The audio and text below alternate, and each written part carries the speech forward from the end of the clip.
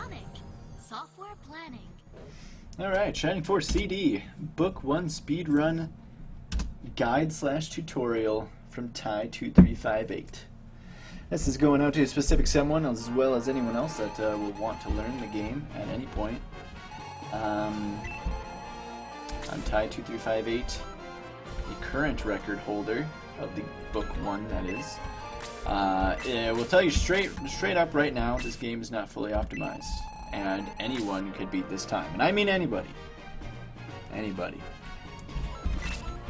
It's like, that's why I'm going to basically be giving a nice route /guide/tutorial/walkthrough on basically what I do in terms of what to do in the run, which isn't necessarily the correct way of doing things, but it has been working, which is all that needs to, which is basically all that matters. So the main thing you need to know is you will start the time when you hit A or C on normal. I guess that is step one, is knowing when to start your timer. I'm not going to use my timer for this because it will only look bad. Now, I kind of would like to skip over to the first battle. However, my save state doesn't start at the very beginning, which is actually where I need to be. So I'll just kind of talk a little bit about the game. If you have seen other Shining Force games, or Fire Emblem, or Ogre Battle, or Warsong, there's a bunch of them, but like a tile-based strategy RPG is exactly what this is.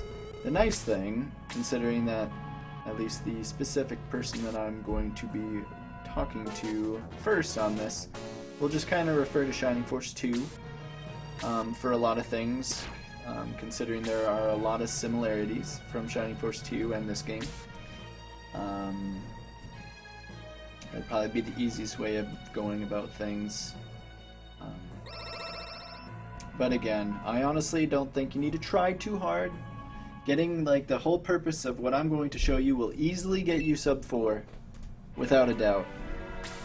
I will basically show you everything that I tend to look at and do, that I do believe are also fairly important, but it's like nothing is really fully optimized. There are a couple battles that I'd say are fully optimized, and those are very simple snipes more later towards the game.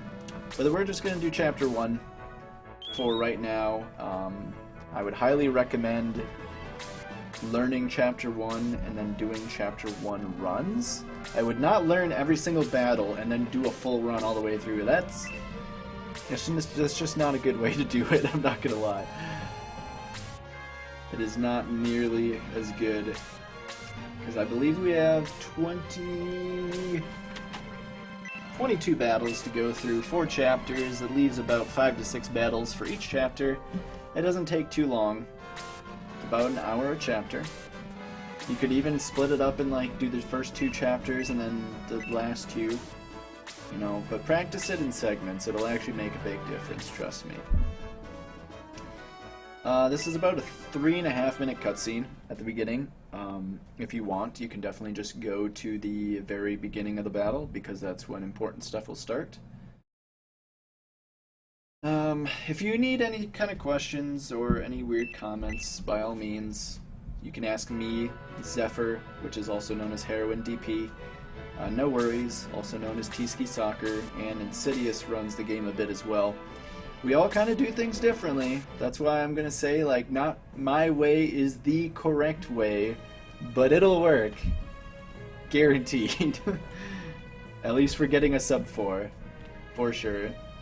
Like, I'm still working on the game. That's kind of the thing, is like, I am positive in getting a sub 330, but the game hasn't been really grinded out and routed hard enough to get to that point yet, and that's why I'm finally going through the game. I've optimized and strategized quite a few battles to a good amount, and there's still a lot more that I need to do. So the battle is finally starting. As you can see, we got this nice tile-based system going on. Turn order is what you would almost look as like going almost all enemy there, but it wasn't, which is good. because turn order is fairly random. There's a weird equation involved, but I will talk about that a little more when we get there. First things first, I'm going to do this just so I get this out of the way before I forget. If you press B when it is your turn, you'll get up a nice tile of your own, and if you are to press A on any character, you will see stats, which isn't that important. What is important, though, is pressing B on an empty tile to bring up this menu. The main two you just need to worry about are these top three here. The member, speed, and quit. There's a map on the left, don't worry about it. The main thing you need to know is that you can go over to speed, and then you'll be able to change your battle message speed from slow to fast. It starts you at 3. You can bring it to 4. It'll make things faster. And then battle messages, obviously it'd be faster not to have them. So you basically need to select those two options, press C or A, and then you're good to go. Then you'll stay in that menu, and you actually need to quit the game. No joke. I would highly recommend for your first time, wait for this girl to pop up on screen and then reset. What this actually does is create a turbo mode, much similar to that of Shining Force 2's. For Shining Force 2, when you start the game at like the Sega screen, there's just a code like up, up, down, down, left, right, up, down. You know, there's a code that you do. It'll give you a little jingle. And then there's some other settings that you can activate before starting the game. And turbo mode was one of them. However, there is a code that you can do at the beginning of the game for this. Or you can activate turbo in battle, which is exactly what I did. And supposedly it's faster. I haven't even done the actual code with the controller at the very beginning. But I'm just going to believe what people tell me and say that, yeah, this is faster. So you actually do need to reset and start the game over again, and you might not notice it at first, but the game does actually become a fair amount faster. Now, we have 6 characters here. The main thing you need to know about this battle is we are killing 2 of them. They need to die, Roos and Sig. You got Shade, Nick, Roos, Apis, Wendy, Sig. And Sig and Roos need to die.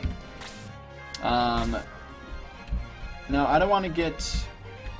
There's a lot that I could talk about, but it would kind of be pretty meh if I did. Simple things you need to know: HP is health, MP magic points. Attack is how strong you are. Defense is how tanky you are. Agility is basically a number that implies like how speed or turn order is going to go. It doesn't mean that if you have a higher agility that you are guaranteed to go before people with slower agility. That is not how it works at all. There's a lovely equation that gets thrown into a lovely random number generator, and it kind of makes agility almost pointless. If this was Shining Force 1, it would be completely pointless, but at least the equation for this is a little forgiving. So honestly, if you do have a high agility, you are very likely to go before those with smaller agility. For example, Shade is going first because he has. We're not going to talk about that. 5 agility compared to Nick's 4, or tie in this regard. But I believe Wendy has 5. She actually has 6. Wow, I didn't know that.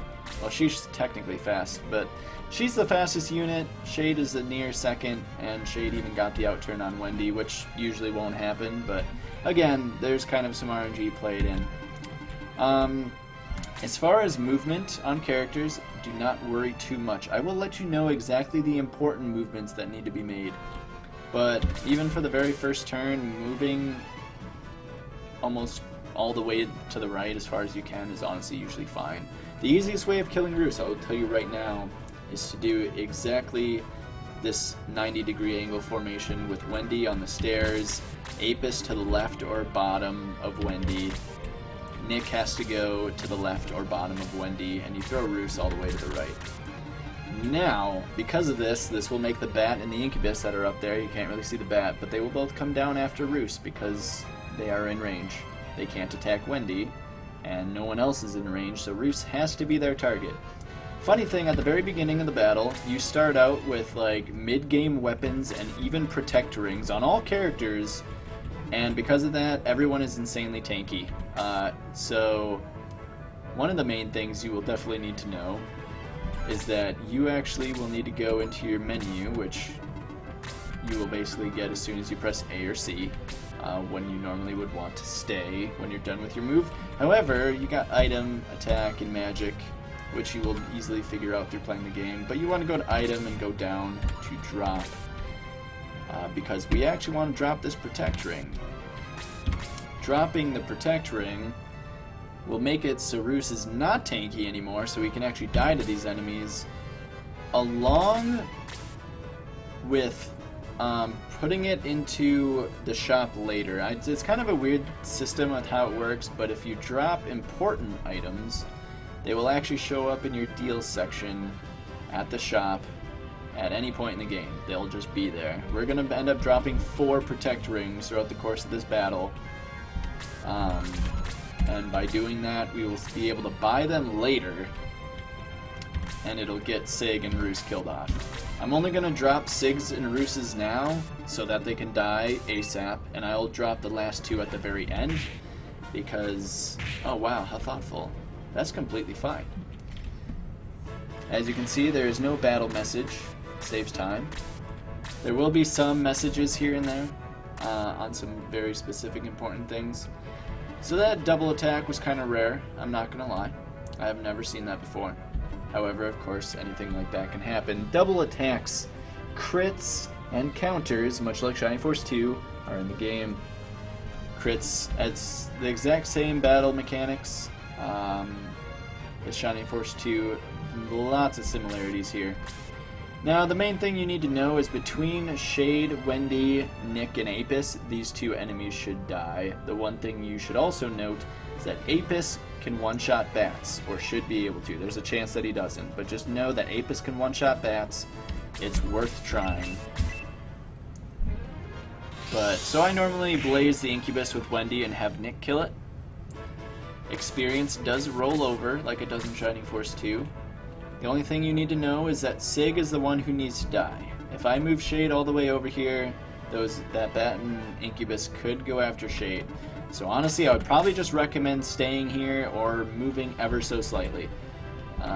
But we need Sig to be the one in front of Shade so that they notice him a lot more. Also, I know before I was kind of talking about Shade. Shade is male, but I keep saying she because it looks like a she. Pink hair and all, and supposedly Shade is male. So I honestly say she a lot because I just because that is what I was to believe. But according to lore and other things, very male. So luckily we killed both enemies, thank goodness. Perfect scenario so far. Incubus do know Blaze level 1, which Wendy also knows. She is our magic dealer for the run. We'll be keeping her doing that for quite a while. So, of course, by bringing these enemies over, we can now come to them, which is excellent. You normally don't want to have, like, hey, let's throw Apis into all the enemies just so that we can kill one. You kind of want them to come towards you so that you can kind of take the advantage and make life a heck of a lot easier. Now, normally in this scenario, Wendy will normally go first. That's almost how you can tell when the turn is starting, if that's important, because between Wendy and the Dark Mage, which is actually the final enemy of this battle before you can move on, you'll kind of notice that the turn begins because they will go first, almost like 99% of the time. So again, because this bat comes to us first, it's very easy for us to mess it up without getting in too much trouble.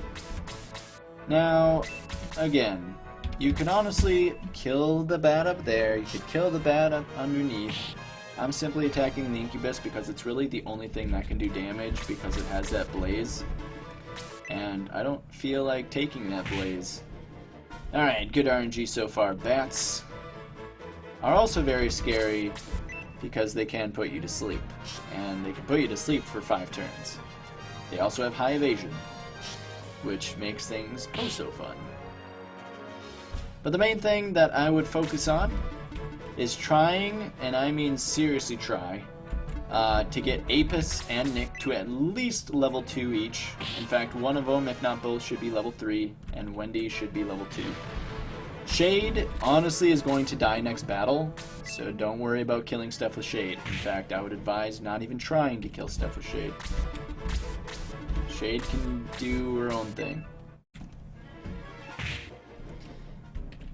But as far as like what they want to attack can really look really random, and I'd say it kind of is. Is like I question what these enemies do like every day. But again, as long as you're killing with Nick and Apis, I'd say it's fine. Okay, we need to slow it down. Attack 2, defense 2, quickness 1, that's it. We also got an HP 1. Level ups in this game are slightly random. I'm not going to talk about Shining Force 1 level ups, we're going to stick with Shining Force 2. The main things you will see as far as numbers on level ups go are 1s, 2s, and 3s. And each character kind of has specifics, specific stats that they gain, and some that are kind of, you know, a coin flip. I'm not gonna lie. For example, Nick just got an attack 2 and a defense 2, which is actually godlike. I'm not gonna lie. Getting like a 1 or a 2 might as well just be a coin flip for both Nick and Apis, honestly. And what you get is what you get. That's basically all you need to know about stats, is like you're going to kind of need to keep track of just seeing how many 2s you get. The more attack 2s you get, obviously the more you're going to kill stuff, and later on it'll be important on different characters because one-shotting will happen almost pretty easily if you get a lot of just very high numbers. There's also the chance that Nick can get HP 2. And MP. Quickness, or agility, rather, is almost always going to be a +1. Just that's why it's like, if you just have a high-level character, they're more than likely going to go first, because every character in the game gets agility +1. Rarely you'll see a 2, rarely you'll see a 0. But, like, again, I wouldn't say it's anything you need to worry about, honestly. So, but like, Wendy can pretty much kill one enemy and she'll guarantee to level up, because she gets a lot of experience.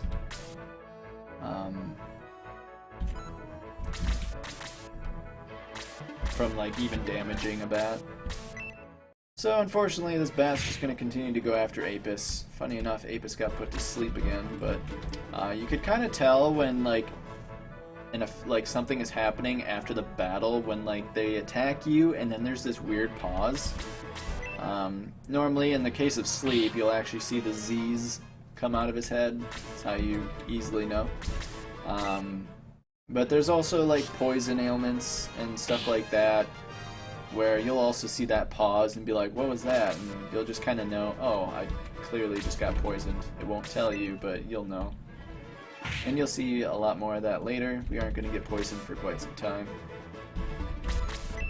Okay, so Apis finally woke up.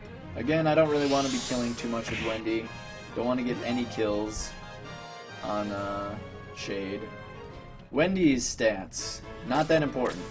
Wendy's kind of a useless character.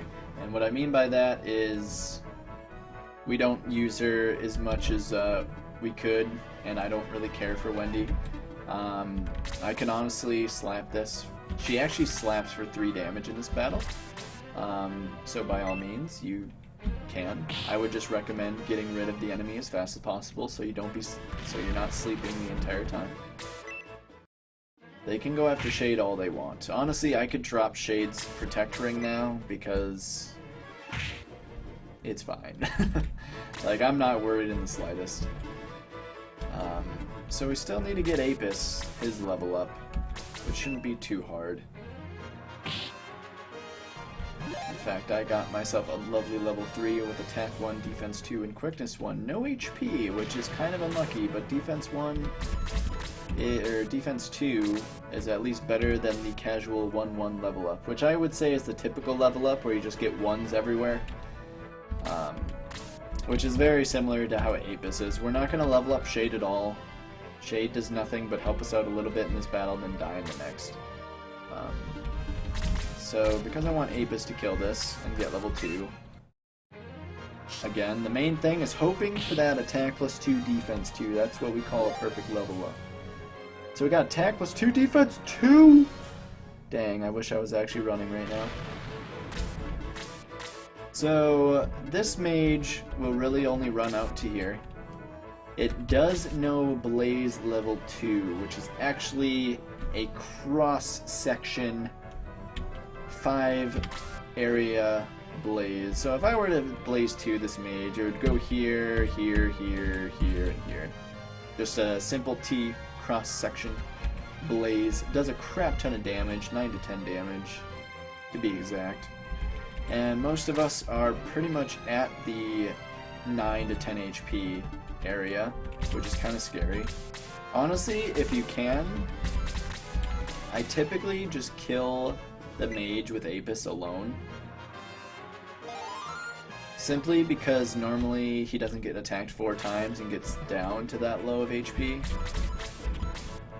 But I'm just going to go in with Nick first. I made sure I healed him because the Blaze 2 is going to do a lot. And I will wait for the mage to do its thing and blaze me, because that's clearly what it's going to do. Oh, it actually meleeed me. That's quite surprising. But that's also completely fine. Because the mage always goes first, which is nice. Because then you know that our team is going to go immediately after, so there's really no threat. We can just send everyone in right now. Only has 11 HP, isn't going to take very much. We dropped Apis's Protect Ring, and now we can just kill off with anybody. If you want to get the kill with Wendy, fine, but I'm going to give it to Nick. Because I care a whole lot about Nick and Apis, more than anybody else. Attack 1, defense 1, typical, but not ideal. And honestly, I split right here. I split after any time an enemy explodes. There's only one battle where it doesn't happen. But you should look to do the first split in around 9 minutes 30 seconds. My 902 is a gold split, I believe. I have not sub-9'd 1-1. It's just quite difficult. And I'm actually going to move directly to Battle 2. There is this cutscene. Yeah, and it goes straight into the next battle, which would be shown as here. Now, we might be different leveled, might have different levels, might have different stats. However, things will look fairly normal after this. Because since levels are so coin flippy, you never really know what to expect, but I do know that my save state saves here do have like average stats. A little better than average, I believe. But you'll kind of see how things go later on. So your ship dies, gets crumbled by lovely monsters, and then you're stuck here with no weapons. With the formation that we have right here, all you need to know is that everyone's pretty much in front of their weapon. Apis's weapon is right next to him. Wendy's, you don't need a weapon on Wendy because she's a magic user. But the bow and arrow, or the bow, is right under Wendy, and you will actually grab that for Shade. Shade might not even need to use it. You can grab it if you want, but you don't even really need to. Nick's sword is right in front of him, and there's a medical herb that I pick up in this barrel with Shade, just in case something really bad happens, like 2 double attacks from the enemy. Then it's bad. But I grab the wooden arrow. Grab the wooden stick. This is a kill-all map. But the strategy for this battle is actually pretty simple. Considering that the turn order is normally the same every time I do it, should be the same that you do it as well, because Wendy should always outturn Shade, and Shade, even at level 1, will still outturn goblins most of the time. But I have Shade grab the Medical Herb, and normally in a situation where you would stay, for example, like this would, if I were to move around, hit A, normally this would be stay. But when you see search, then you know that there's an item there, which will happen anytime you're like in front of a hidden item or a chest. It'll bring up search, and that will end up searching the area and then end your turn. So the main thing you need to know, I would say try to do everything that I do here, because it should look exactly the same every time this happens. Now I'll kind of talk about what can and cannot happen, because of course not everything is going to be set. But Wendy should always go first. Like I said, Shade should outturn the goblins, and that's kind of the only thing you really need to know. Apis is going to go straight up. Shade is not going to go straight up, but one space to the left. So, an L. We were playing chess. Shade would be my lovely horse. My royal knight. But by doing this, it brings the goblin in front of Shade. If you go in front of that goblin, it'll actually go in a different location. You just want everyone to be kind of more to the left. So, even in this scenario, you could move Nick pretty much anywhere. But I just recommend going to the left of Wendy, because any result that happens, it's just being to the left of Wendy is for the best. You will also need to go to your item and equip, because when you grab these weapons, you do not instantly equip them, so you do need to go into the equip menu and do so. And we just keep kind of moving up left so that we can get up that hill that's up there. But Blazing does 6 damage almost every time. If you see an MP3 on Wendy, that is a very, very, very, very, very lucky level up. But normally you'll see MP2 and the rest will be 1s. Did I equip Apis? Yes, I did. One thing that may or may not be semi-important in terms of the game is that in the top left there is a land effect %, which is a simple matter of, hey, I'm on a 30% tile, which means I will be taking 30% reduced damage by being on this tile. That's all you need to know. It's plain and simple.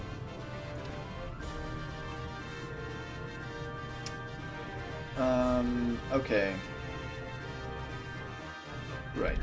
Shade will actually interrupt this goblin. Move right in front of it. No, I take that back. I'm like forgetting things myself. Move here. Stay.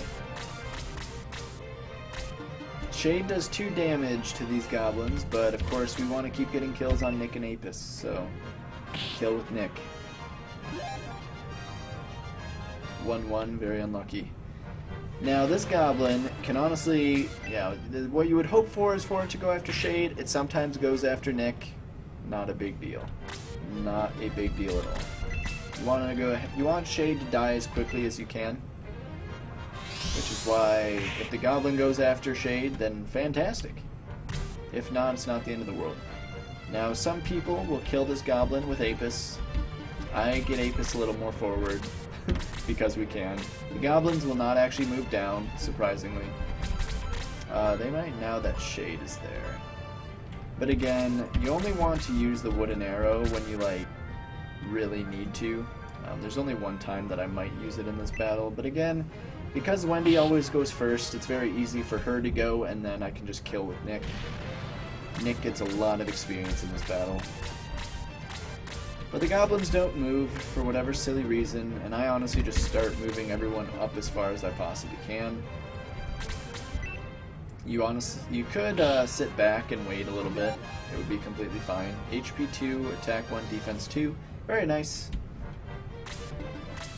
As far as HP, like, the HP 2 I'd say is fairly rare even on Apis.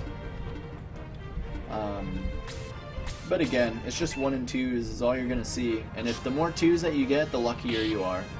the more ones you get, you'll be quite sad. However, I do a thing later on in the game. I'd recommend killing, if you have a chance to kill a goblin, kill it. Just don't do it with shade.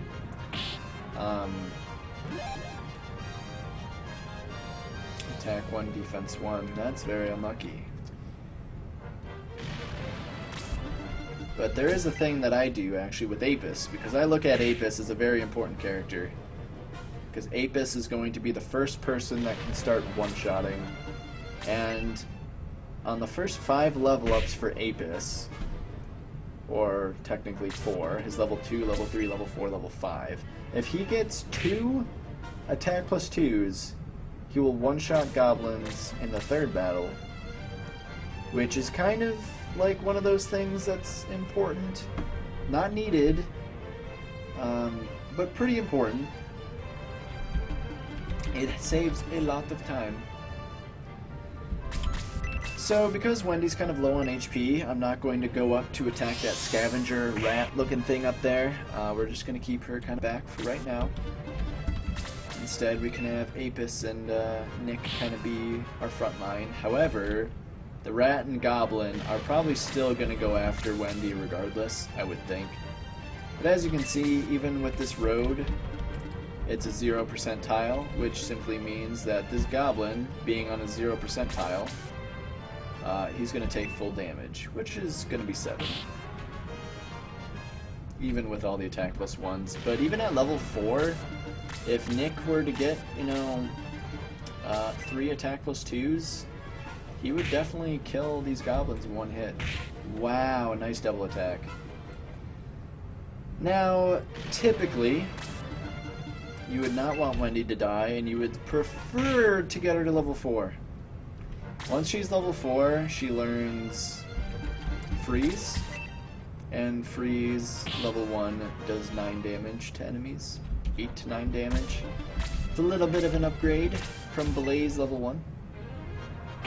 And it's actually quite useful in the next battle. Attack 2, defense 2. We got no HP there, but we did get good attack and good defense, and that's all I care about. That is really all you'll want to care about. I mean, sure, being tanky is kind of nice, but this game is so nice that, like, you're almost tanky no matter what. See, I'm already, like, at level 5, that makes sense. I was doing, like, over 7 before. Attack plus 2 makes sense. But we need to get Apis kind of rolling. He's only level 4. I'd like for him to be level 5. So I'm probably going to have Apis kill the scavenger. Level 5, attack 2, defense 1. All, like, attack plus 2 is literally all I care about. Like, for real. But it's a pretty linear battle. Just try to make sure that your Wendy is safe. That's also why you have that healing herb on Shade that you picked up at the very beginning. If you feel like you want to play it safe, use it on Wendy or Nick or whoever is low on HP. The enemies shouldn't be that bad, but, you know, it's nice to play it safe. And just like that, Battle 2 is done. You run into the next character, Cray. I will not go directly into the next battle because there is your first trip to town, which is the next major part of the game. Luckily, with this game being very adventurous as it is, there's no moving / walking / exploring that you do in Shining Force 1 and 2. This game is literally just battle after battle after battle after battle after battle. There's a stop into town before you can start the battle, where you can buy healing items and weapons and some other stuff. For example, we are now in our camp. We have 4 dead people on our team. Rest their souls. They're still blazing with us ever so hard. Now, I would definitely revive Wendy here. And the easiest thing you need to know about if you want to revive, just hold A or C, because it'll be the top 2 menus. So it's like, that's one nice thing. that if you want to revive through the lovely priest, it's just easy peasy. I'll kind of go into the camp and shop a little bit here though for you. Camp, you got help, which is used to revive, promote, cure status ailments, and promote. Did I already say that? I might have. And for right now, there's only a few things that you need to know. Save, we'll obviously make a save, which we will honestly be making a little later. Item, if you feel like there's an item that someone has that you need to give to someone else, you can equip something that you forgot to equip. Using, we'll be doing that a little later as well. The help brings up the raise. Promotions, which happen when characters are level 10. Cure for poison and stuff. And then there's the text message speed, which is not important. And obviously you can just go to the shop, and because you do not want these wooden items anymore. Shop menu, buy, sell, deals, and repair. We will not worry about repair right now. That is for certain items that we will get later in the game. But if you notice, I told you about throwing away those protect rings in the first battle. Well, here they are. It only shows one, but they'll show up again after you buy the first one for however many you dropped in the first battles. I dropped 4 protect rings. There are 4 protect rings here. They are pretty spendy, but they're very nice, and you will pick up 4 of them in the course of the run anyway. However, we need to sell the silly wooden items that we have. So you got Nick's sword, the wooden arrow. You could sell the medical herb, it doesn't matter, and then the wooden stick. And then we can go into the buy menu where you get your lovely assortments of weapons. Our menu is currently on Apis, because that was the last person that we sold with. So we also want to buy Apis's weapon, because when we go to buy, it'll go straight to Apis, because that was the last person that we saw on the member screen. You'll kind of notice that more and more when you go through the run. And it's just good menuing when you learn stuff like that. You'll get the bronze rod for Wendy, and the short sword for Nick. Everything else we already have. As far as we just got Cray, he uses gloves. He already has a leather glove, so don't worry about it. There's healing items up here. Antidote, healing seed, medical herb. Don't need to worry about those right now. So you just kind of keep pressing B until you get to the exit screen, and you can exit, which will bring you to the third battle, which I will do.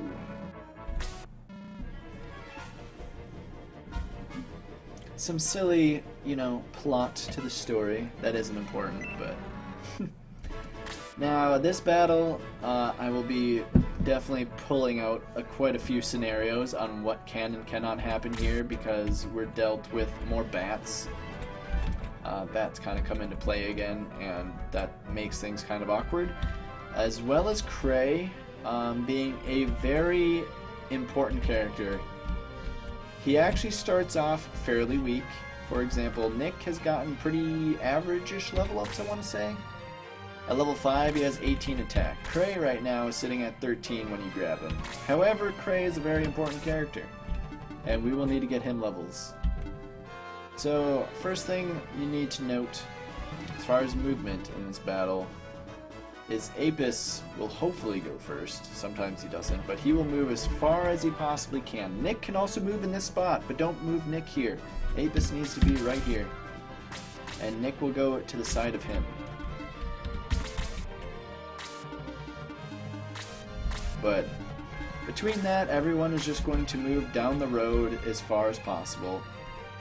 Because the other thing to note about these 30% land effects is that if you are standing in them, it does make it harder to move.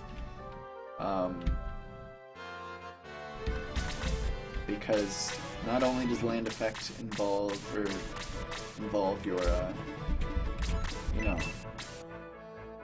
your percentage reduced from the attack happening. But it also does 30% mobility reduction, so that's kind of a shame. So what I just did right there was use magic on Cray and heal, because Cray knows heal level 1, which is very nice. It heals you for almost 13 HP. Can only be used one space, but that's okay. The reason why I heal Nick there, even though it doesn't do anything, it still gives 10 experience, which is crucial because for killing enemies you're normally getting 48, 49. So in 2 kills from Cray, he will level up, which is kind of what these goblins are for. Now, you can have Cray kill both of them, but a fair warning, Apis and Nick should be able to be strong enough to one-shot goblins at this point. You saw them one-shot goblins in the previous battle. They should easily be able to do it here. If Apis gets a crap to like nothing but +1s on his attack, he will not be able to kill that bottom goblin, but Nick will 100% be able to kill this goblin, so would Apis. So what I do is I send Wendy here and blaze this goblin. I will send Nick to the right of this goblin, but not do anything, because I want Cray to kill this goblin, and Cray does 4 or 5 damage to this goblin, so I'll just stay. Now, as far as this goblin, you can kill it, or you could not kill it. I would just recommend attacking it no matter what, and if you kill it, fine. Not even that big of a deal. Apis gets full experience almost for that, and instead we don't get a quick level Cray, or level 3 Cray, but that's fine. It honestly is, because killing that goblin makes it so that, you know, it doesn't attack us, and the less battle screens you see, the faster things are going to be. So, luckily, Cray outturned the goblin, get the kills onto Cray, get full experience, level him up as much as you possibly can, while still moving forward. He is slower than everyone else as far as mobility is concerned.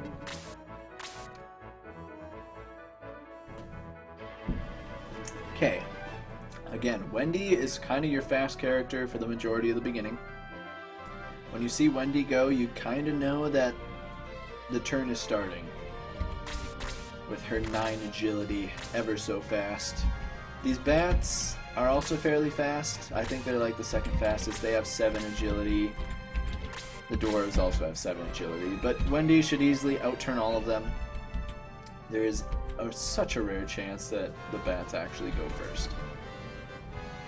Now, with Wendy, there's a few things you can do here. The thing that I normally try to do is from these locations with Nick and Apis, both of them can actually reach this bat. And because of that, we should be able to kill the bat this turn, which is what I want to do, which is what you should want to do, which is what we're going to try to do. Now, as far as Wendy goes, you can honestly leave her here. As long as she's on a 30% tile, I wouldn't be too concerned.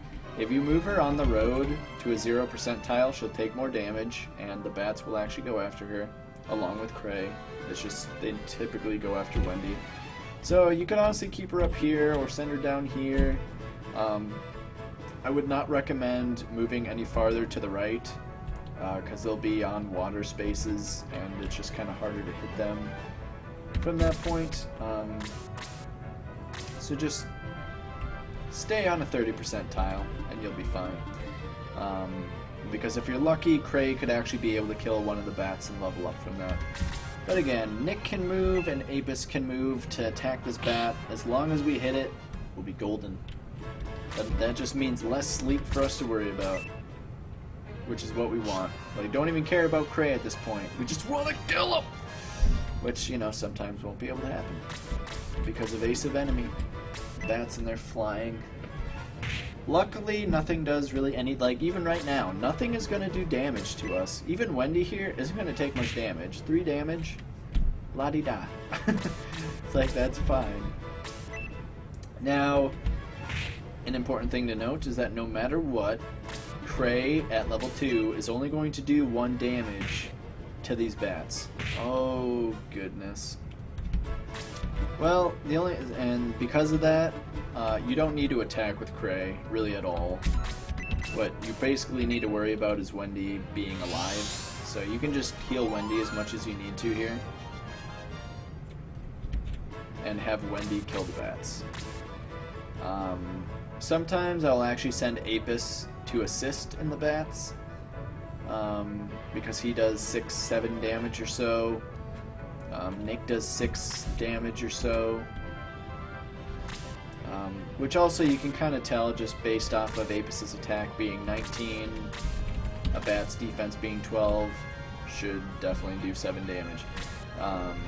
It can differ. There's another funny equation in which, oh, there might be a 7 damage difference, but of course, with land effect being a thing, it can be a little different.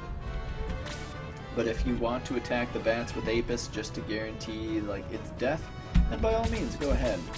But I like to keep moving forward, and the scavenger is the only thing stopping us from moving forward. So we're gonna kill it. Attack 1, defense 2. I want the attack plus 2s, but it is what it is. Now, honestly, Wendy could probably just stay here. She does 6 damage with Blaze.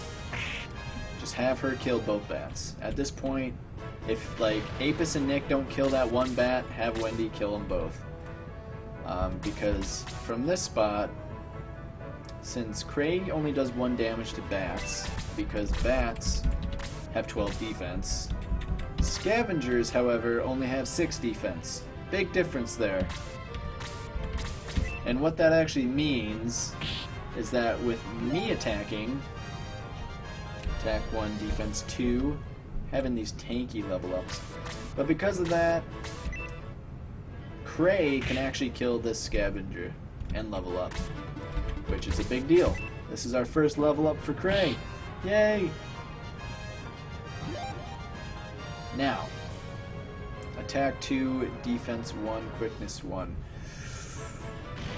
Now you might look at that and go, oh, that was okay. But that was actually the worst possible level up that he could have gotten. I'm not gonna lie. The only thing you need to know about Cray is that his level 3, level 4, and level 5 level up, you should, like 95% of the time, see attack plus 3. I know No Worries in other games has made character guides on like what stats people get at a specific level up and do it like 10 times and see what they get. I would say 95% of the time, Cray will get attack plus 3 at level 3, 4, and 5, with a 50% chance of getting defense 2 on those level ups as well.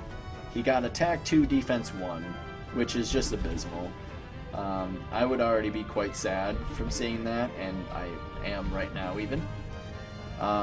But again, you just have to take what you get. That's just really unlucky. Can't do anything about it. Move on. But that's one of the things that I look at. That's pretty easy to note, is that the first 3 level ups should be attack plus 3s from Cray, and then he starts getting attack plus 2. If you see any more after level 5, then it's really rare and really awesome. I used freeze for the simple matter of, hey, doing more damage gives you more experience. So it's like, why not? Wendy got put to sleep. So in this scenario, Wendy's kind of screwed. The only way we can save her is by moving Cray here. I would really like for Cray to move up to help Nick and Apis, but we just can't right now. But you just want to keep moving as far forward as possible. The next target here is the scavenger. And you will just, it doesn't matter who's getting the kills now. It really doesn't. Like, all you really need is Cray level 3. If you can get him to level 4, then fantastic. But, again, in a perfect world, Wendy would just sit here, kill that bat, and Cray would be up here already. You would probably save that scavenger for Cray, along with one dwarf, and that would get him to level 4. Quick and easy. Now, another easy way of getting experience is just healing. It's a quick 10 experience. I wouldn't say it's necessarily quick, but it's like, you know, 6 seconds to get 10 experience. And sometimes it makes a big difference. But again, the nice thing about this game is like nothing really does that much damage. It's very nice. But even at this moment, you can kind of see we're not getting a whole lot of experience from Apis and Nick right now. Being at level 6, we're kind of hitting the ceiling of how much experience we get for certain enemies, and that's just simply because at this part of the game, we're kind of over leveled on our Nick and Apis, which is completely fine.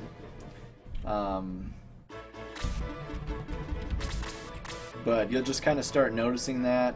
Notice that it's not 48, 49 experience after the kill, and you'll just be like, what? But that's completely normal. It's like, if enemies start giving you 1 experience, I wouldn't recommend killing with that character anymore. Like, lay off a little bit, simmer down.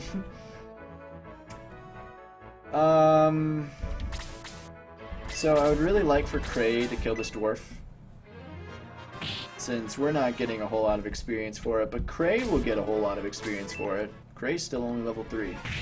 We can get him to level 4, or close to level 4 at least. The other thing that is quite important that I will bring up is that this knight, the Cypress Knight, let me look at this level up real quick. Attack plus 2 again? Defense 2? Wow, I don't think I've seen that before. This is the unluckiest Cray I've ever seen. Luckily, I'm going to go to the next save state, which has attack plus 3s, which is normal. I've never seen 2 2s in a row like that. That's actually crazy. But this Cypress Knight drops an item to whomever kills it. And Apis needs to kill it because he's holding onto a bronze lance, which is an item that gives knights attack plus 3. It's not as useful as a spear, because you can throw a spear 2 spaces. But with the lance, it does more damage and you just have to be in melee range. Now, that is battle 3. Not very hard, you just need to be careful of the bats. I guess that Cypress Knight can do damage to Wendy and Cray, I suppose. Might need to be a little careful about that, but not bad, honestly. I wish I was at the beginning of this. Okay. Well, this is okay. So, you then can just exit and you'll go straight into the battle. Your characters will start right here. I have already moved a turn forward, just saying. Which is simply moving everyone as far right as possible. I have Apis up here, Cray up here. It doesn't matter where they move, just move them as far right as possible. Now, we picked up this bronze lance, so you'll need to make sure you go into equip and equip it.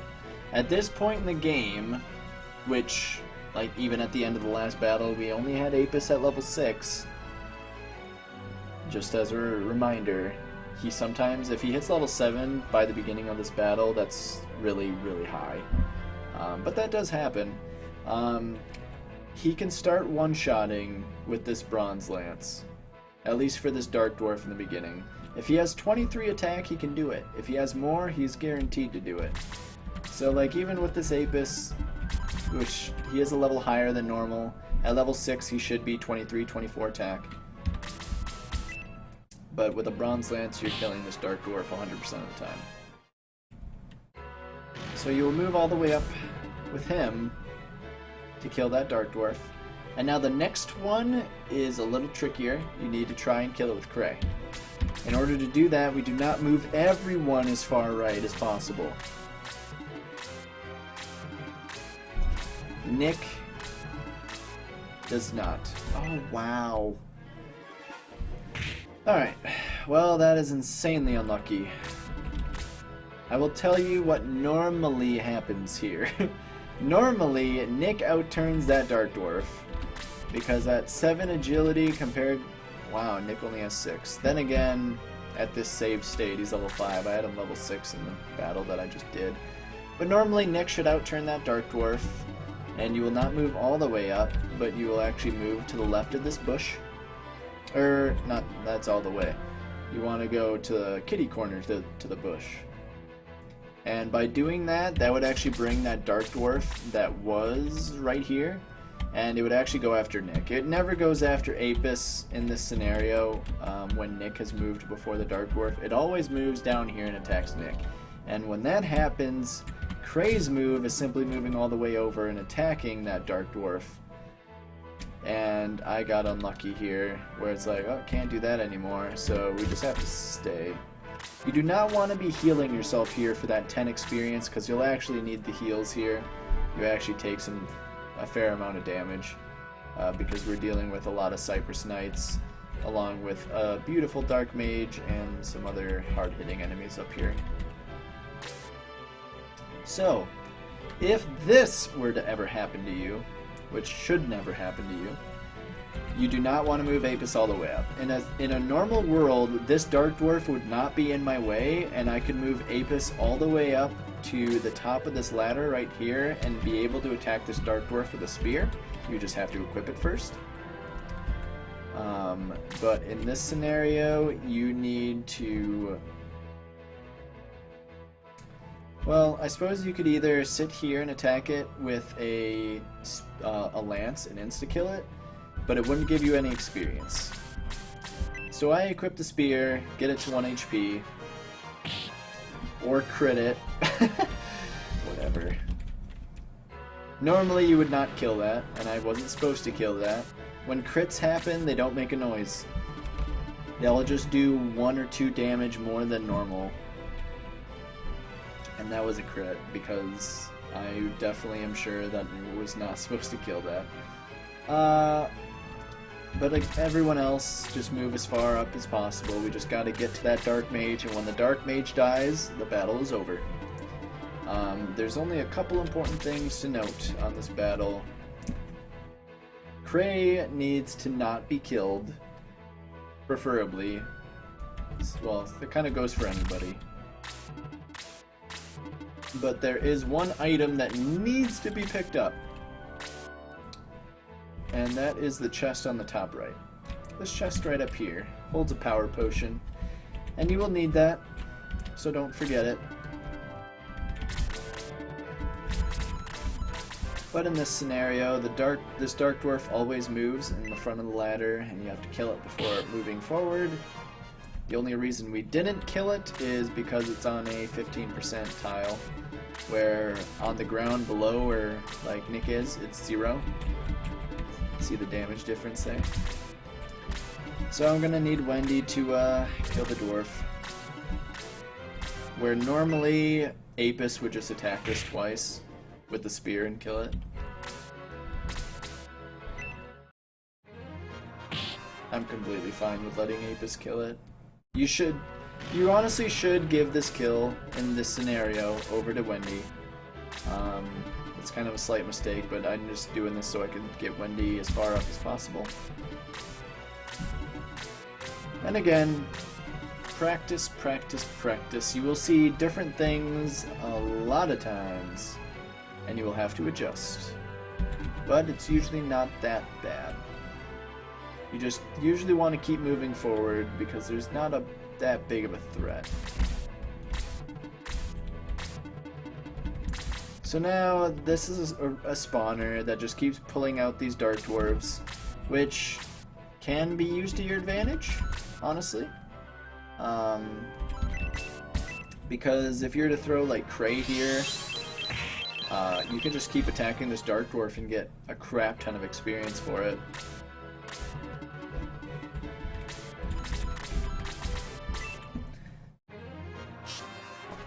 But we just want to keep Apis moving as far as possible. I could have moved another space, but I always recommend throwing Apis right here just to attack that Dark Dwarf.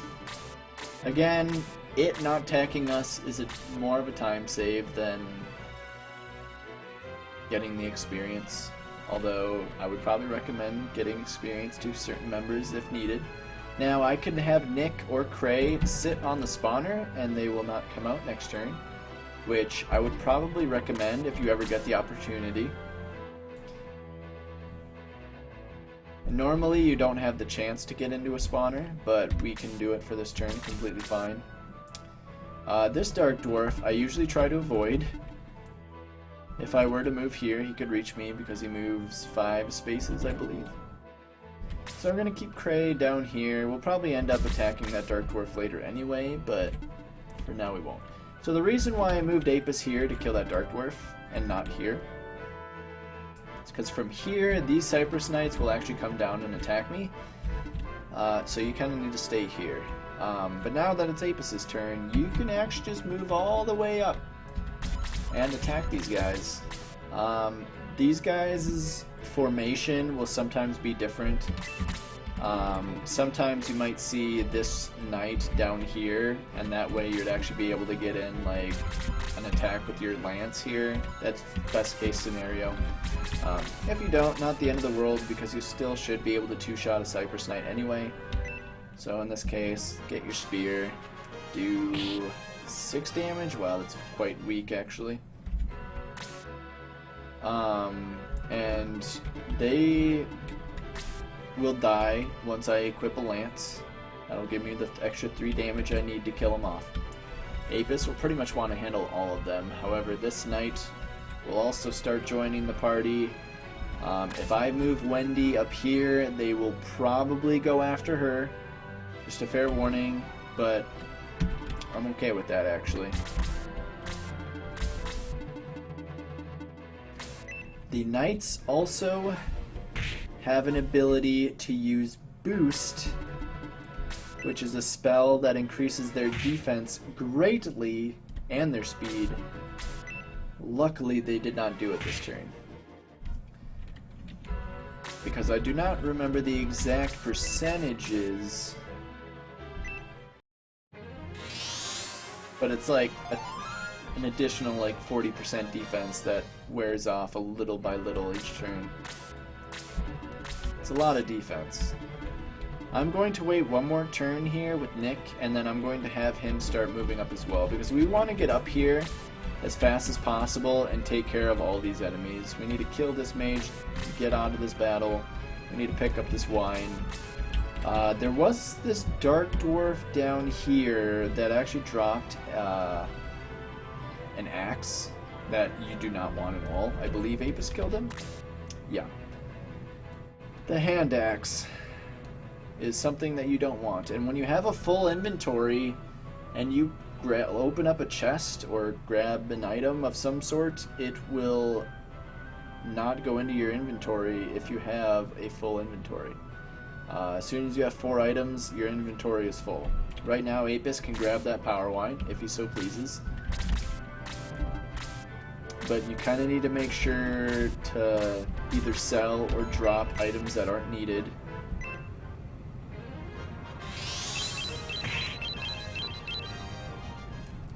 And the nice thing is Wendy actually does a lot of damage to these knights, which is why I have her get up here as fast as possible, because if they are boosted and get that extra armor, they will still take the same amount of damage from magical attacks. So even in this case, this guy decided to boost. Now they're insanely tanky and insanely fast. The good news is that one Cypress Knight is at 9 HP, so Wendy should be able to kill that with a freeze. But you'll even see Cray attack that 15 HP knight here, and it won't do a damn thing. 1 damage. Now that's not the end of the world. So now I'm actually going to have Nick start moving up. I think that bat can reach him, but it's okay. Now this is where things get kind of interesting. It doesn't really matter who grabs this power wine. It really doesn't. I call it a power potion. It's called power wine in the game. The one thing I'm going to do before I forget is drop this hand axe, because that has to happen at some point. And now, I normally grab the wine with Apis, but if you could get it on Wendy, that would be optimal. So what I'm going to do, actually, is attack this with Apis. Still did 7 damage, that's not even that bad. And then I'm going to have Wendy try to kill that top Cypress Knight. Unless I get blocked in first. Again, they're extra tanky, extra speedy, all sorts of bad. Okay, 9 damage, bueno. She actually got an attack +2 there, which is pretty funny. Doesn't really matter if Wendy gets attack, but she sometimes also gets attack +2, very rare though. The other thing you need to know about the boost that these knights do is that it wears off after a few turns, and it actually gets weaker each turn. So it's like 40%, 25%, and then 10%, and then back to 0. So I should be able to do a couple damage. Yeah. Not as tanky anymore. So maybe Nick will be able to kill that knight. Maybe.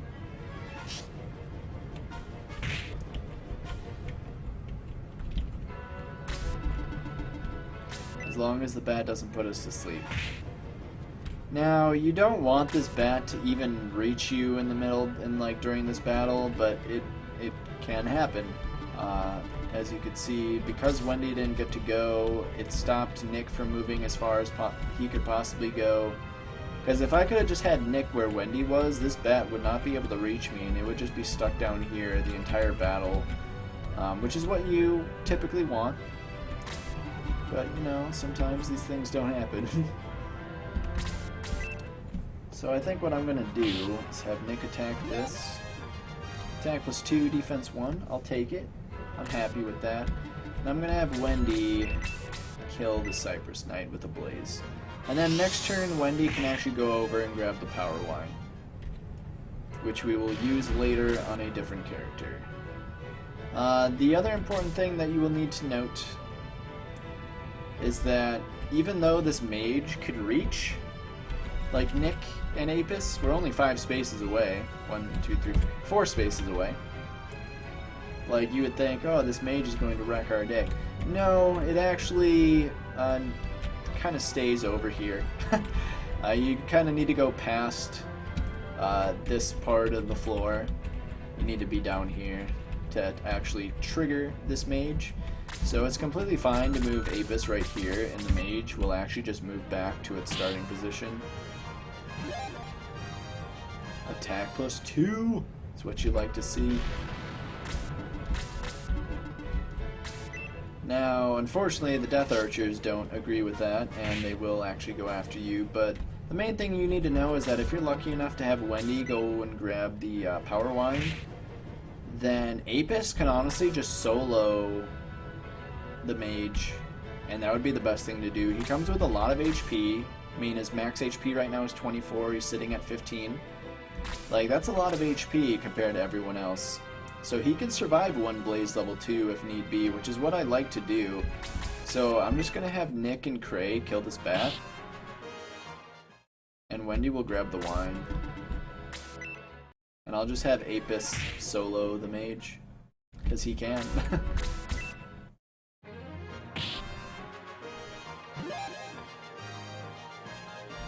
Attack +3, defense 1, very average.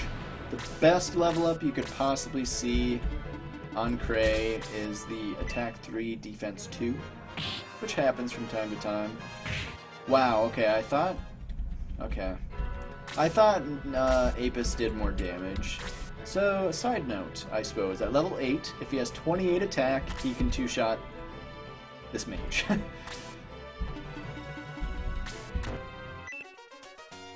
But since he can't, I would like to get someone else over there. Like Nick. Ow.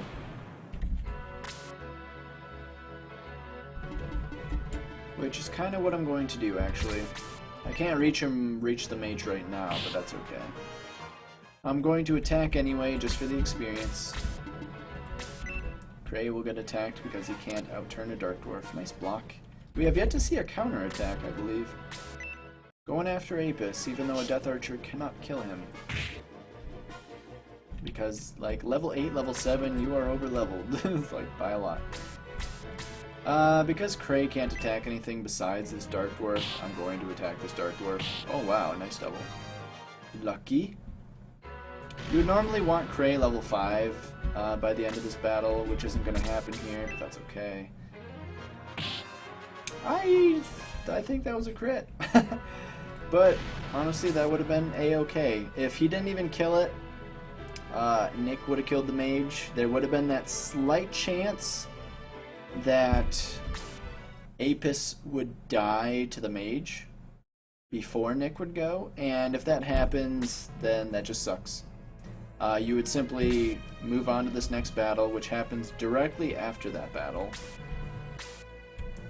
And if you're missing Apis or any other characters, you would simply egress with Nick, which I will show you here in a little bit. Nick doesn't really know magic at the beginning, but he does know a little magic. And that magic is called egress. And what egress does is simply take you from the battle and gets you out into town, or camp rather, so that you can revive, buy medical herbs or weapons, you know, if you're forgetting something, you just want to egress. So, things to note in this battle. There is a middle sword in this chest for Nick, which gives him 3 more damage, which is fairly nice to have. I would recommend getting it. It is something that's not needed, so don't fret if you accidentally don't get it. But this is another clear all map. Every enemy needs to die before you can move on. So once you've revived and have everyone, turn order should almost look the same. Wendy's always going to go first because Wendy's Wendy. You will pretty much stay to the left of this wall, if you even want to call this a wall. You'll just stay in a straight line here, and you're just moving everyone straight down. They're going to attack Wendy, which might seem scary, but trust me, it'll be fine.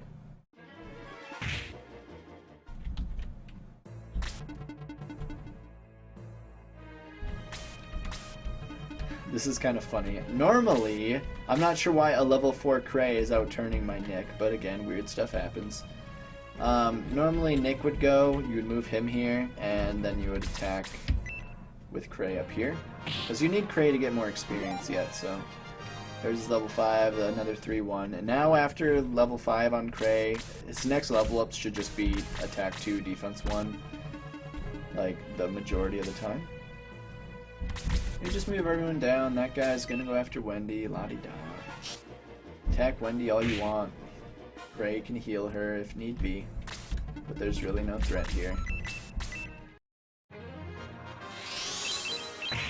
Now I would recommend freezing just from now on. Got no defense there. That's kind of sad. That's really rare. Defense 0. Wah wah. The thing is like besides the first 2 battles, Wendy never runs out of MP. I'm not really sure why that is, but she just really doesn't. The battles are too quick, and she just doesn't really run out of MP by the time that you would like her to. So you can use freeze on everything, and I would recommend using freeze on everything. Just get the Death Archer killed. I mean, I could have used my spear and killed the Death Archer here, honestly. Attack 1, defense 1. Unlucky.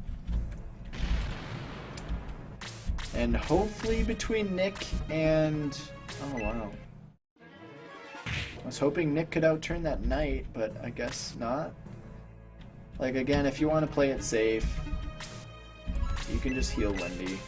At level 5, Cray learns heal 2, which is simply a heal. The exact same heal for 13 HP, but it can be used from 2 spaces away. It costs 5 MP, so be careful, because running out of MP on Cray is pretty easy. So use your heals only when needed. It's not that big of a deal if people die, because between using only these 4 members, you can kind of see on a lot of people like Apis that we're not getting a whole lot of experience anyway. The main thing you need to know is that you want all these 3 enemies lining up right here. The thing is if you move anyone right where this Rune Knight is, which some people do on accident, the Incubus will move over here and blaze you. So just, the only thing you need to know is that at the bottom of this wall, don't move to the left of it, and you will not get blazed. Anywhere else, doesn't matter. Also, if you move here, you would also get blazed, but I believe.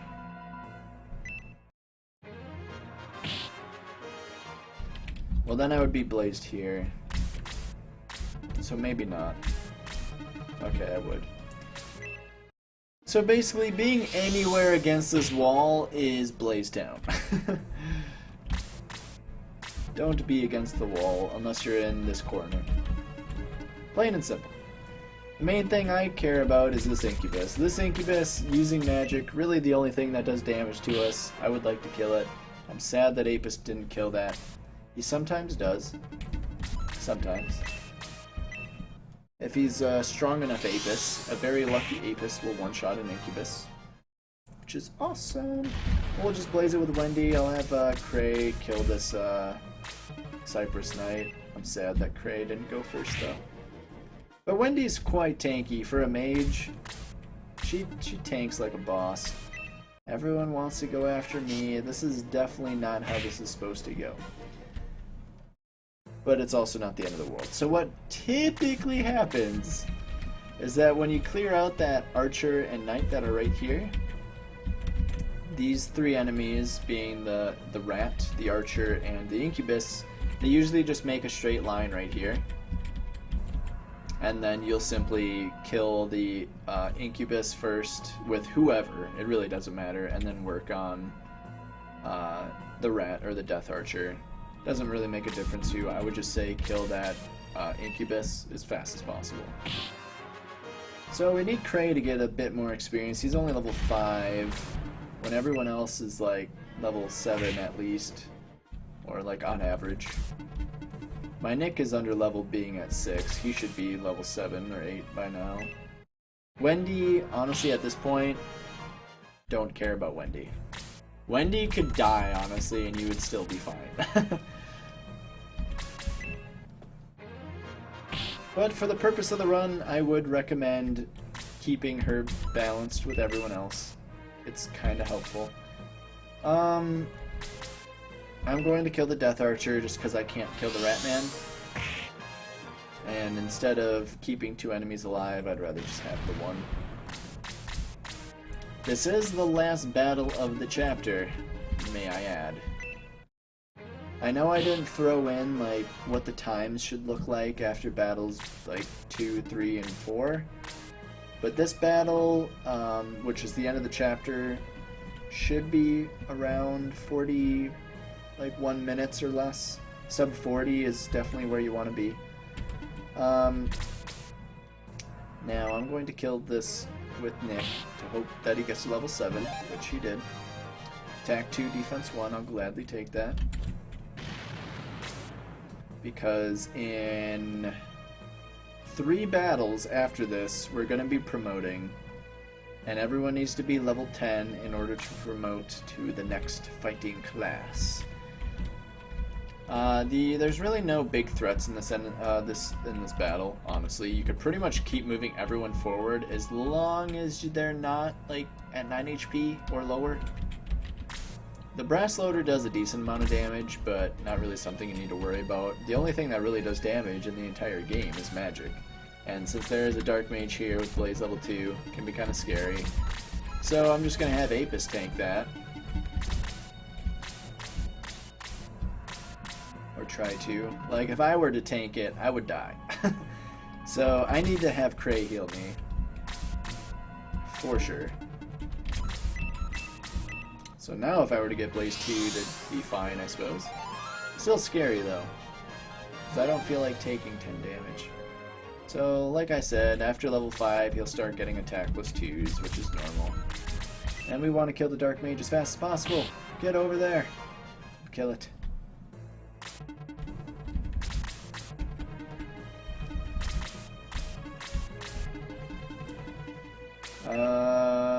They might all go after me, honestly. Yeah. They know that you are the main character, so they will sometimes go out of their way to purposely go after you. Which is, I guess, understandable. Kind of rude, but, you know, it happens. That had to have been a crit. There's no way Nick does 9 damage. Nick is the worst main character of all Shining Forces. Without a doubt. It's like, again, I just want that mage killed. Between Wendy and Apis, or not Apis, between Wendy and Cray, easily could have killed that. But we're just gonna kill it with Apis, because it needs to get out of there. Don't take stupid gambles. Level 8. It's kind of a big level up, because Blaze level 2 happens. So now our Wendy is very similar to the Dark Mages, and how we can have that cross section happen. Now, normally I have Apis attack the brass loader because he normally can kill it in 2 attacks if he is good. In order to get up to that chest and grab the middle sword, though, we need someone to get up there.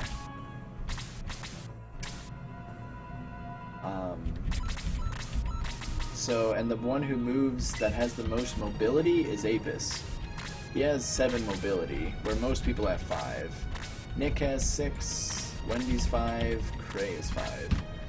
Apis moves so much faster and more than like anybody else, so he is, you know, kind of the person that could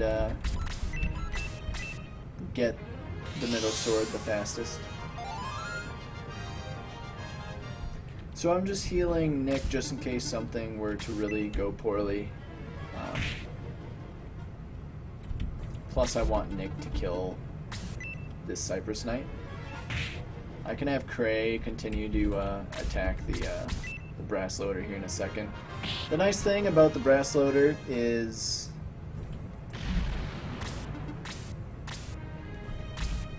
that when it's sitting here, this is as far over to the left that it will go, which is nice. It honestly is.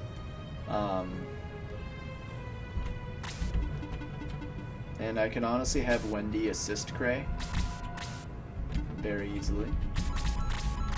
So Apis can reach the chest from here, which is why I'm equipping a spear, and I'll have Nick kill it. Never mind. Alright. I already have a level 10 Apis. Defense 2, that's plus 2, which is a good 2. We also kind of forgot to talk about something fairly important. We'll get to that a little later. So nice attack. Wendy can kill it. However, we really, really want to get that middle sword, so I'm not going to finish the battle until we get it. Another thing to note is that if people die in this battle, it's fine. They get resurrected at the beginning of the next battle. So, this is Blaze 2. See this cross section? It's lovely. Of course, there's only one enemy in it, so it doesn't really matter, but we'll use it anyway. And that's the end of the battle. Which is pretty much the end of the chapter. You then are introduced to Claude, who is basically your Peter from Shining Force 2. He's going to be doing a lot of snipes, or a fair amount, not a whole lot. But he is going to do a lot of work. He is pretty much the main character. And we must feed the Claude. Claude will get fed as all hell. But there's a silly cutscene here that just kind of is like, hey, we're going to move on. And then Chapter 1 is finished. And it's not that bad. I would definitely say the hardest battle in the chapter is Battle 4.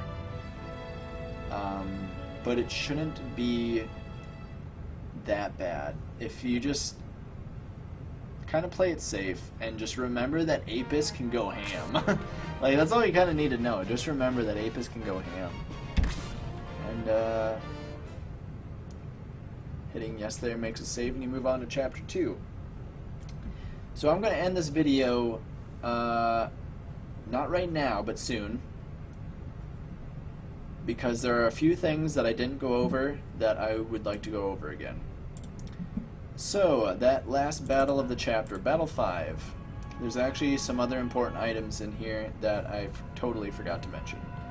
Some needed items, in fact.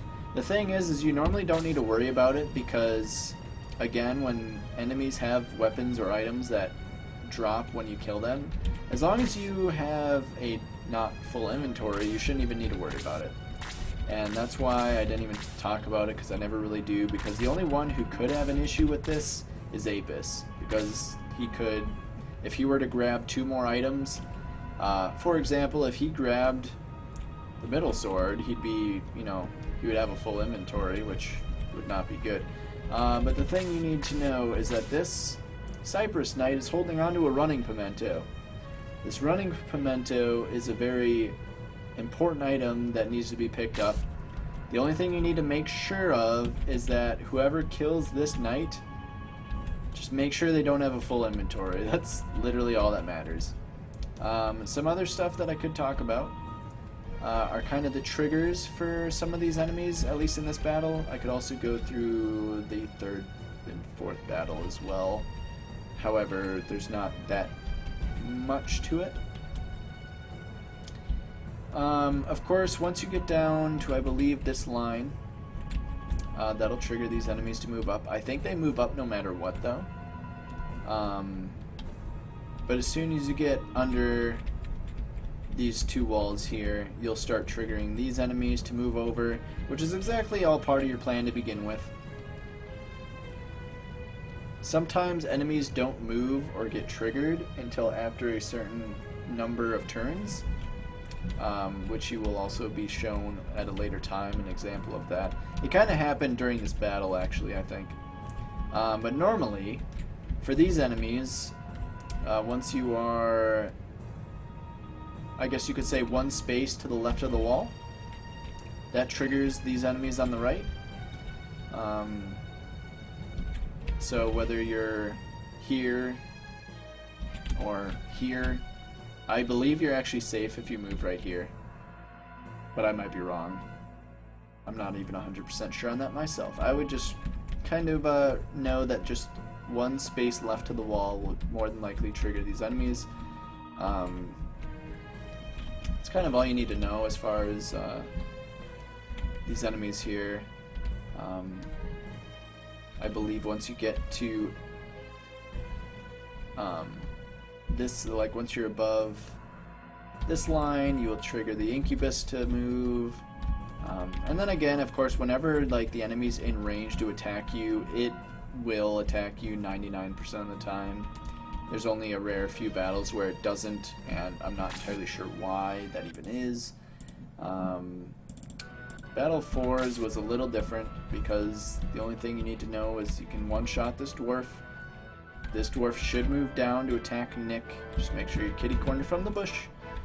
And then from here, Apis can move up to the top of the ladder to spear this dwarf and then kill it the turn after. Move Apis here, kitty corner to the black square, the spawner, and then you can move up to just start messing up these knights. Don't forget the potion. The only thing that triggers the mage is once you're underneath the wall, I guess you could say. So down here, or anywhere, you know, over here, but just be careful of the blaze too. Not that bad. There's some like chests and stuff that you don't need to worry about. If you want to know what's inside of them, I know Zephyr knows what's inside of them, but of course when I learned this, it was like, oh, what's in there? Oh, I learned what it was, and then it's like, oh, I don't care, because I'm never going to pick it up. There's nothing all that useful. The triggers for this battle are pretty simple. It can be a difficult battle because Wendy and Cray and Nick can take damage, surprisingly. During Battle 3, of course, you need to just make sure that when they're on the road, like this goblin is, and he'll move here 100% of the time, along with this goblin moving here 100% of the time, you just need to make sure not to kill this with Nick. Just blaze it. You question it, just blaze it. So that Cray can get the kill. If Apis is strong enough, he will move down here and one-shot this goblin. If not, the goblin will move up and attack Cray, and Cray will be in this location typically. But like as soon as this goblin's dead, this goblin will take its place. And then if both goblins are of course alive, then Apis or Cray rather will kill both of them and hit level 4, and then you can actually do damage to bats, which is nice. This is a very move forward battle. Like you just literally just keep moving as far forward as you can. Try to finish the battle quickly. Because the level ups will come later. You don't need to worry too much about them right now, except for Cray's. I would definitely recommend him at least level 3, preferably level 4. The rest, don't even care about. Wendy, completely pointless. Nick and Apis, more the merrier, but don't start like getting one of them way over leveled compared to the other. You do not want a level 8 Apis and a level 6 or 5 Nick, which has happened a bit, but try to keep some balance there. And then Battle 2, a couple notable triggers. Again, Arrow is already down here that you will just grab with Wendy and then give to Shade the next turn. Apis's stick is over here, and sword right here. Metaclurb here that you can grab. Notably, when Apis is up here, if you move too far up, as far as like the sand goes, if you move to the top of the sand up here, you will trigger these goblins immediately. However, that's why I move Apis down and over here, because if I'm staying down here, I will not trigger them and will not bring them down. Honestly, it's not a bad thing if you trigger them and move them down, but I just move Apis here. Doesn't really matter what you do, it's not that scary of a battle. Just try to avoid having too many enemies in your face at once, and you'll be okay. But again, you're just going to need to look at basically the battles. I mean, there's multiple VODs of them done as well. I would just try to take notes yourself. I will also be giving away some specific notes as far as stats to look forward to, as far as like what it kind of takes to one-shot goblins in Battle 3, what it takes to one-shot the Dark Dwarf in Battle 4, some stuff like this. That kind of is important. It does speed up the battle, and it's just kind of good to know, like, hey, I can do this because I have this much attack already. And it's kind of nice to have that. But nothing is too major. Once you practice it enough, you will learn lots. Trust me. And if you got any questions for me, feel free to ask. I will start working on chapters 2 and 3 here momentarily. But I will also get a little PDF or something of those those specific stats that I would call important. They're not that important, but they're nice to notice when you got them. So I'll make some kind of note there. But either way, you guys have yourself a good one. I'm Ty2358 for part 1 of this guide/tutorial. Hopefully it helps a little bit. That's all I want, because it doesn't matter if it helps a lot or not at all, because whatever you do is not going to be necessarily wrong. It is okay to make these happy little accidents. Trust me. And it's like, it'll be okay. But again, chapter 1. Try to finish it in 41 minutes, and then you're already set for sub 4. Easy peasy. You guys have yourself a good one. We will see you next time. Take care.